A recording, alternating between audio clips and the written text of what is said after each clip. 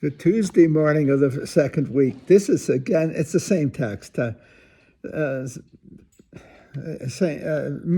what I was trying to say here? The Saint Mark is really struggling with the Jewish Christians in Rome, and the early struggle of the church was: Are we Jewish or are we Christian? And did the Romans have to first be Jews before they could become Christians? We had the same issue, actually. Do you first have to be European before you can become Christian? That was called Europeanization. And in the world, I'm talking in the certainly the 16th century evangelization of America and other parts of the world were with Native Americans, for instance, they Europeanized them in their clothing, their culture, their language. To strip them of all the past in order to Christianize them. And I believe we did that in the Orient as well, and it totally failed. There's a book called The Invasion Within. I couldn't remember it, it came to me just now. It's the story of this attempt the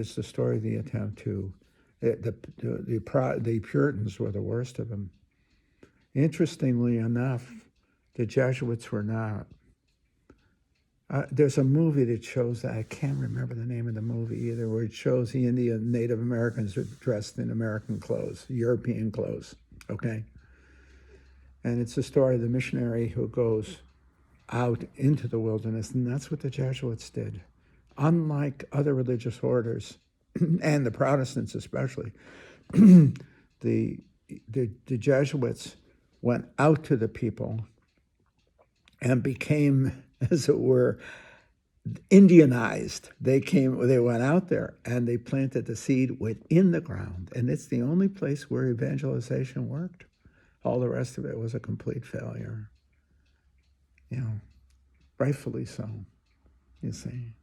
You don't have to be a European. You don't have to be an American. You don't have to be Western to be Christian. I'm proud of my fellow Passionists, the ones, the guys that are much older than me now. Most of them are dead. They're all dead. But they went to China and they took up this Jesuit spirit. I think they may have been influenced by the Jesuits. They did not form communities by taking children out of their homes and indoctrinating them in Western culture in order to Christianize them. Instead, they went out and they became more Chinese than the Chinese. I remember Bishop Cuthbert O'Gara. He even started to look Chinese. He ordained me to minor orders a long time ago. When, I don't know, in their mid-60s or late 60s. Anyway, just before he died, actually. But he had to know. He carried himself with a certain amount of Chinese, Asian kind of a gait. I don't know the right word for it. He was a Canadian. O'Gary's a Irish Canadian, whatever he was, but by God, he was Chinese. And that was beautiful about him, because what he did, he went to China, and he went to prison in China, as done a lot of our men. They loved their people, and they were willing to die for them. I asked one guy, Timothy, I can't remember his last name. It won't come to me. He's dead a long time, 50 years more. And he had been imprisoned in China. And I asked him, would you want to ever go back? This is only a few years after he got out. I think this was in the very early 60s. I asked him that. He said, I'd walk back if I could, meaning I'll go back. That's how much they love their people and are willing to die for them. That's the truth. They truly became more Chinese than the Chinese. So that, I don't know. That's such a special thing, I think. See, the gospel doesn't call us to repeat the past, but calls us to the adventure of the future, and the future in the terms of the people that we encounter in the preaching of the gospel. You see? We plant the seed. We don't create the ground. We plant the seed in the ground. That's the truth. And sometimes we water it with our blood. I think of my Passionists who died in China, my fellow Passionists. And maybe a worse form of dying, knowing that your friends died because of you. They were killed by the Japanese, but especially they were killed by the communists. Yeah. Can you imagine? I thought of being here. I've been at St. Mark's. really for 52 years. I really never left St. Tim's, St. Timmy's and St. Mark's. Even though I lived 13 years on the level, I was back and forth all the time. Imagine if my close friends here, my fellow parishioners, were killed because of their association with me. How that would weigh on me. Because I ministered to them precisely for that reason. They lost their lives. When we think of my fellow Passionists, it must have weighed heavily on them to know that because they had evangelized these Chinese in Hunan, in the interior of China, the communists would have come in and wiped them out. And anyway, I was thinking of that. See, let me read the text today. It said, Jesus passing through a field of grain on the side. What does he do? His pals, his disciples began to make a bath while picking the heads of the grain. At this, the Pharisees said, look, why are they doing what's unlawful on the Sabbath? He said to them, have you never read what David did when he was in need and he and his companions were hungry? How he went into the house of God when Abiathar was high priest, and he ate the bread of offering that only the priest could lawfully eat. And he shared it with his companions. And he said to them, the Sabbath was made for man, not man for the Sabbath. That's why the Son of Man is Lord, even of the Sabbath. That's an incredibly important line. The Sabbath was made for man and not man for the Sabbath. That took me, I have to say, it took me a long time. It took me in the order to appreciate that. I was so scrupulous where the laws and the rules were everything.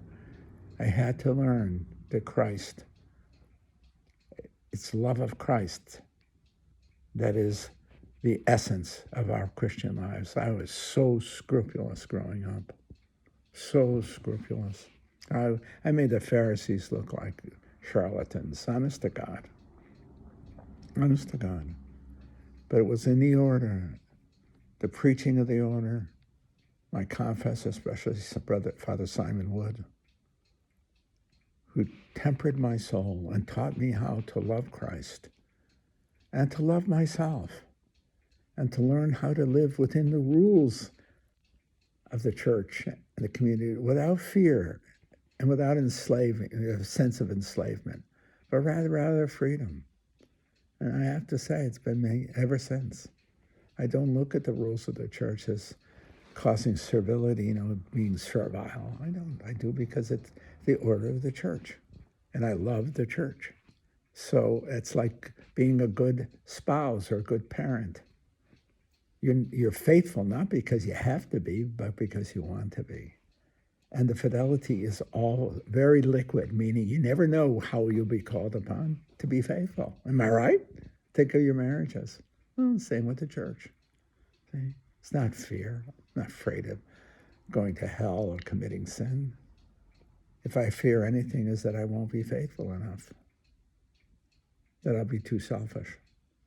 See? It's different. Not that I'll be a rule breaker, but I will not love well enough. God's not going to ask me, how many rules did you keep and how many did you break? He's going to ask, how well did you love me? Better than that, he's going to say, how well did you love the people I gave you? I gave you your family, I gave you your friends, the people of St. Mark's, St. Tim's, the people at the university. How well did you love them?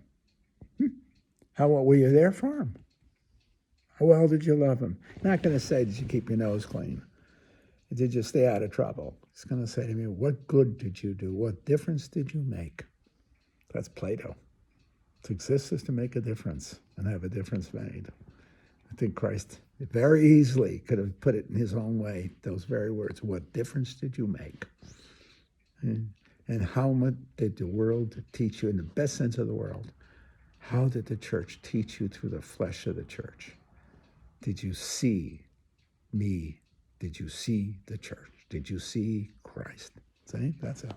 Did you see me, who am Christ in the church? See, that's what I think our Lord's going to ask us. Did you see me?